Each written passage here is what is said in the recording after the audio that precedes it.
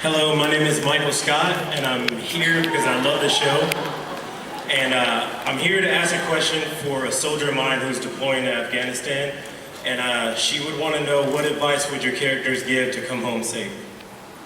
Her name is Sergeant Lisa Bloss. Sergeant Lisa. What's her last name? Sergeant Lisa Bloss. She's in the Air Force, so if you could just say, come home.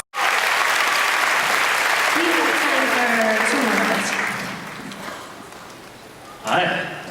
My name is Steve-O, and first off, I would like to thank all of you for making my marriage relations a whole lot better.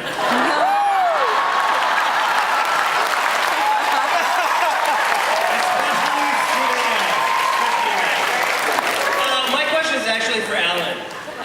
We have seen a lot of very super hot, attractive females working at Merlot's, but they don't happen to like pick up a paycheck, because they always end up dying or going somewhere, or they never come back to work. Are we ever going to get an actress or a couple of actresses for us male fans that have some staying power at Merlot so we can look at it?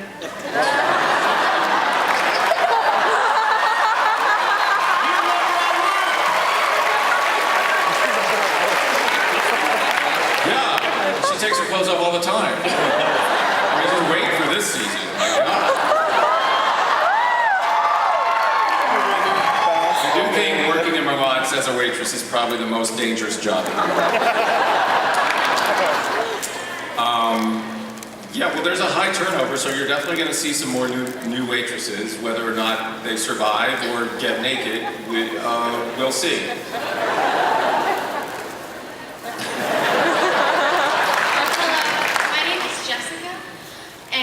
I'm sorry, I'm getting nervous. Butterflies in my stomach, just saying.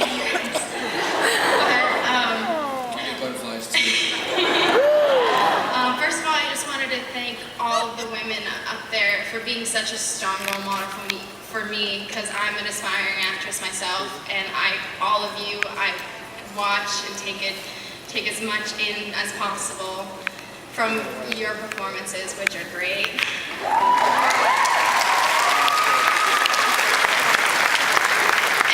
If I could ask one question, but I can't, I would ask if Alexander could give me a hug. But I'm going to ask... Ooh, get off, man!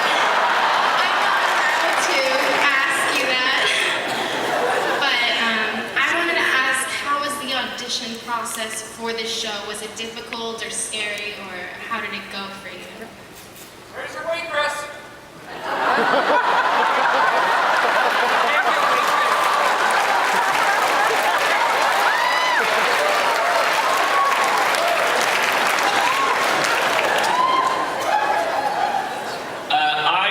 Working on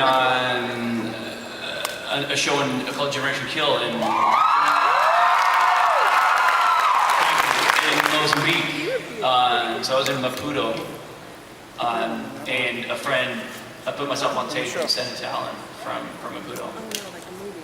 That's how it started. Did you just say Maputo? What is that?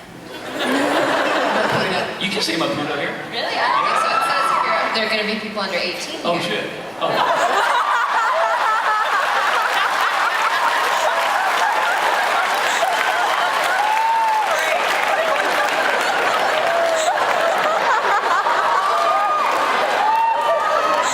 Mozambique is not shit, it's Maputo.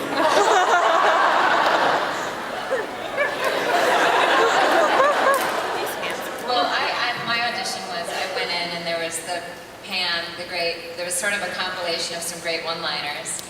And my manager, his job is to get these appointments for me, so he's always very excited to tell me how big it's going to be and who's in the room, and I'm like, la, la, la, la. I don't want to hear it because I still have to go get the job. So I heard HBO, I was in, Alan Ball, oh my God, and then vampires. And so I went in and I channeled my most harsh self. And then, it's put on tape. And then a few weeks later they called and said they want you to come back and do it again. And I'm like, why? Why can't, it's on tape. So they're calling you back in, you did something right. And you could mess it up. So I went back in and tried to do the same thing again. And apparently I did something right, thank the Lord, and went off to do something in the Philippines and got a text. So it was pretty great. Worked out fine.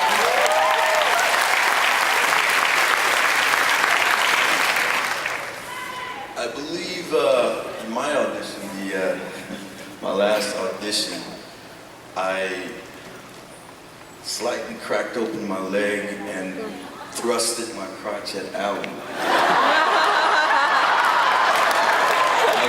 I think I That's did. something you should remember about if you want to be an actress. I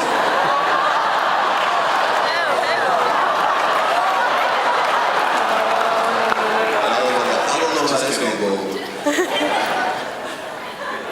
I jumped through a lot of hoops. I auditioned originally for a different character, and then they called me back for this guy, and then it was almost like a month-long process where I was jumping through hoops, just sort of waiting around and not knowing what was going on. And I guess they narrowed it down to like 5 guys or 6 guys, and we had a chemistry read. Meaning we all read with Nelson, and I won.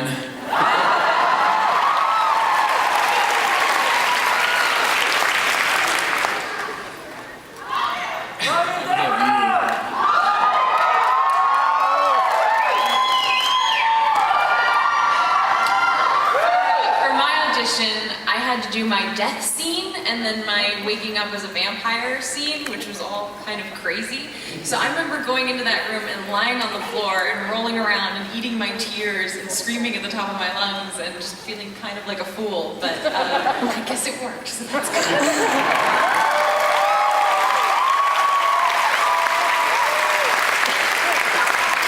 I believe I was the first audition, or at least part of that first round of auditions. Yeah.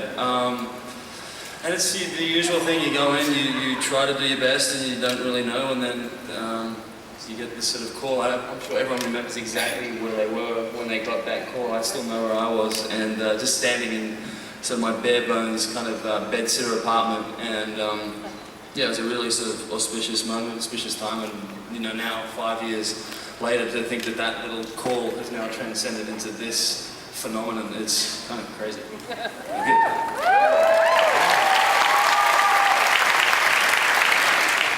I think I had to do the Super Saver Bunch scene. I remember I was in New York, and I remember I brought in an apron and a rag, and I was really into it. I was dressing up for the part. And I remember I was pulling out of a Starbucks when I got the call, and I actually almost ran into somebody because I literally started crying because they were like, "Hey, you got the part," and I was like, "What?" and I just pulled back in and just kind of lost it because when you get to do what you love to do and what you've dreamed about since you were a kid, it's amazing. And I never would have thought it would be as big as it is now. So I'm very thankful to you, Alan, for giving me the opportunity and to work with you guys. It's been great.